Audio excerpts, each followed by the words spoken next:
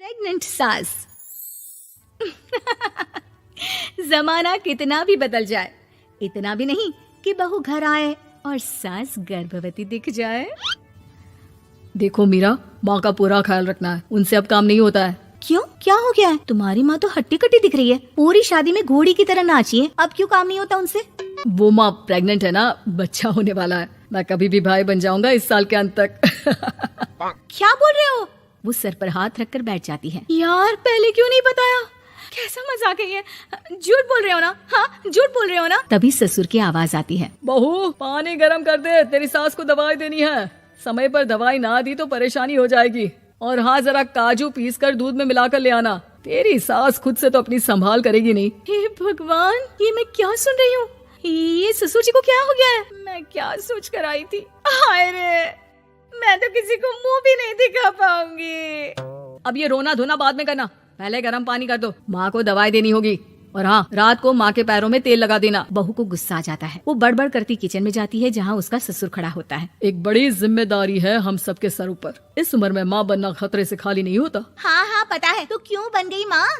अरे खतरे से कम नहीं है तो क्या जरूरत थी लल्ला पैदा करने की? कैसी बात कर रही हो बहू? क्या तुम खुश नहीं कि घर में एक नया मेहमान आएगा, छोटे छोटे पैरों से पूरे घर में घूमेगा? पिताजी ये हाथ जोड़े आपके, आप यहाँ से जाओ। ये शायरी बाद में बताना, अभी मैं पानी गरम करके थर्मस में दे देती हूँ। सारा दिन पिलाते रहो गरम पानी। और हाँ, ये बच्चे की बात बार बार मुझसे कोई नहीं करेगा। बहू का पारा अब चढ़ा ही रहता था। वो काम तो सारा करती, लेकिन किलस किलस कर। मीरा सारे काम से फुर्सत पाकर बैठी होती है कि माँ का फोन आ जाता है। बेटा, बहुत बड़ी जिम्मेदारी है तेरे सर पर, अच्छे से निभाना। ससुराल में हर किसी को खुश रखना वैसे तो मुश्किल है, लेकिन भगवान ही हिम्मत देता है बहू को हर कुछ सहकर सबको खुश रखने की। क्या बड़बड़ किए जा रही हो माँ? जानती भी हो कि यहाँ क्या चल रहा है? मेरी सास, अरे तेरी सास तो देवी है देवी। कितने खुश हो रहे थे सारे तेरी सूरत देख देख कर। पता नहीं जैसे बहू नहीं कोई मन मांगी मुराद मिल गई हो उन लोगों को। अरे बात तो पूरी सुनो। मन मांगी मुराद तो पूरी हुई है। अरे मेरी सास को बच्चा होने वाला है, प्रेग्नेंट है वो। क्या बकवास कर रही है मीरा? ये बात किसी को कहना मत। मुझे तो बता दिया, लेकिन अब अपनी जबान सिल ले। कहाँ है तेरी सास? बात तो करा मेरी। पूछू जरा, पोता पोती खिलाने की उम्र में खुद का बच्चा खिलाने का शौक कहाँ से आ गया? और आया भी तो बताना तो चाहिए था।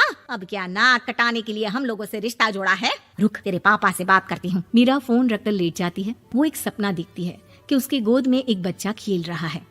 भाभी की गोद में कितना खुश दिख रहा है ना, लग ही नहीं रहा कि भाभी है। मैं तेरे लिए क्या लाया हूँ, सोने की बालियां। तेरी शादी में तो मैं बुढ़ा हो जाऊंगा ना। अरे कैसी बात कर रहा है बेटा, इसकी जिम्मेदारी तो तू ही लेगा। हम लोगों का तो कोई भरोसा नहीं, कब ऊपर वाला उठा ले। बहू को सास को देख देख कर गुस्सा आ रहा था। तभी वहाँ पड़ोसन आ जाती है। अरे बहू, तुझसे तो पूछने से भी डर लगता है कि कब खुशखबरी सुना रही है। अब तो अपनी 1 महीने की ननद की ही जिम्मेदारी संभाल ले, बहुत है। अपने जेवर भी रख देना और पैसे भी जमा करना शुरू कर दे। वो बात आगे बढ़ाती उससे पहले ही बहू जोर से चिल्लाकर उठ जाती है। नहीं नहीं नहीं नहीं, मैं अपने जेवर किसी को नहीं दूंगी। अरे कौन ले रहा है तुम्हारे जेवर? तुम औरतें भी ना सपने में भी जेवर ही संभालती रहती हो। मैंने जो सपना देखा है ना, सुनोगे तो होश उड़ जाएंगे।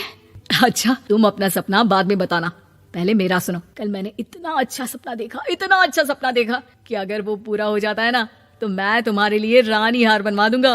बहू अब सारे गम भूलकर पति का सपना सुनने में लग जाती है। अरे क्या सपना था बताइए ना, बोलिए भी तो, क्या सपना है? मैं पूरा कर दूंगी अगर बात रानी हार की है तो। बोलिए बोलिए। मैंने रात को सपना देखा कि माँ को बेटी हुई है और मुझे बहन। सच्ची, इस घर में बेटी हो जाए तो मैं तो झूम ही उठूं। मीरा का मुंह बन जाता है। वो चुप हो जाती है और सपने की बात याद करती है कि बेटी हुई तो उसे ही अपने गहने उसे देने होंगे। फिर तो रानी हार की जरूरत पड़ेगी ही। भाई लड़की बड़ी होगी, उसकी शादी होगी तो जेवर तो चढ़ाने ही होंगे ना, कहाँ से आएंगे वो? कितनी समझदार हो तुम मीरा। मैंने भी यही सोचकर तुम्हारे लिए रानी हार लेने का सोचा था। अरे फूटी किस्मत मेरी जो ऐसा परिवार मिला। मेरे पापा की तो मैं अभी क्लास लगाती हूँ, जो सब जानते हुए भी ऐसे परिवार में मेरी शादी कर दी। बहू पिता को फोन लगाने ही वाली होती है कि ससुर की फिर से आवाज आती है। बहू गरम पानी ले आ जल्दी, थर्मस में खत्म हो गया है।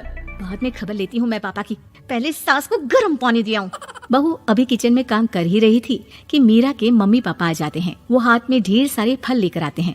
मीरा के पिता मीरा के ससुर से कहते हैं, लीजिए भाई साहब, ये फल रखिए, बहन जी को खिला दीजिएगा। वैसे कैसी है उनकी तबीयत? बस पता तो है आपको, ऐसे वक्त में जो होता है बस वही सब। मुझे तो सुनकर बहुत गुस्सा आया था, लेकिन चलिए, भाग्य में जो है लिखा उसे कौन टाल सकता है। डॉक्टर को दिखाए? हाँ, बस डॉक्टर आने ही वाला है। अच्छा हुआ आप लोग भी आ गए। उतने में एक सुंदर सी लेडी डॉक्टर आती है। पेशेंट कौन है आप? अरे नहीं जी, मैं तो बहू हूँ इस घर की। मैं तो अभी सोच भी नहीं सकती पोता या पोती के बारे में। अभी तो मेरी सास ही। अरे चुप हो जाना, देख तो ले, डॉक्टर है ये, किसी के भी सामने गुस्सा फोड़ देती है।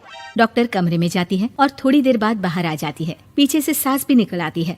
हे भगवान, इतना दुख तो किसी को भी ना दे जितना मुझे दिया है। देखिए बहन जी, आप लोगों को तो ये सोचना भी नहीं चाहिए था। वही तो मैं भी कह रही थी कि आप लोगों के लिए तो सोचना भी गुनाह है, लेकिन अब पछताए होत क्या जब चिड़िया चुग गई खेत। डॉक्टर वहाँ से चली जाती है। मैं माँ नहीं बन सकती, मैं प्रेग्नेंट भी नहीं हूँ। ये कैसे? तुम तो बोल रही थी कि अरे वो गैस का दर्द था और पेट भी गैस से फूल रहा था। डॉक्टर ने चूर्ण दे दिया है, गर्म पानी से फाँकना है। मैं अभी लाती हूँ गर्म पानी। अरे मैं तो गीजर ही लगा देती हूँ। हाय रे, खुशी के मारे पागल ना हो जाओ। प्रेग्नेंट सास। जमाना कितना भी बदल जाए, इतना भी नहीं कि बहू घर आए और सास गर्भवती दिख जाए। देखो मीरा, माँ का पूरा ख्याल रखना है, उनसे अब काम नहीं होता है। क्यों, क्या हो गया है? तुम्हारी माँ तो हट्टी कट्टी दिख रही है, पूरी शादी में घोड़ी की तरह नाची है, अब क्यों काम नहीं होता उनसे? वो माँ प्रेग्नेंट है ना, बच्चा होने वाला है। मैं कभी भी भाई बन जाऊंगा इस साल के अंत तक। क्या बोल रहे हो? वो सर पर हाथ रखकर बैठ जाती है। यार पहले क्यों नहीं बताया? कैसा मजाक है ये? झूठ बोल रहे हो ना? हाँ, झूठ बोल रहे हो ना? तभी ससुर की आवाज आती है।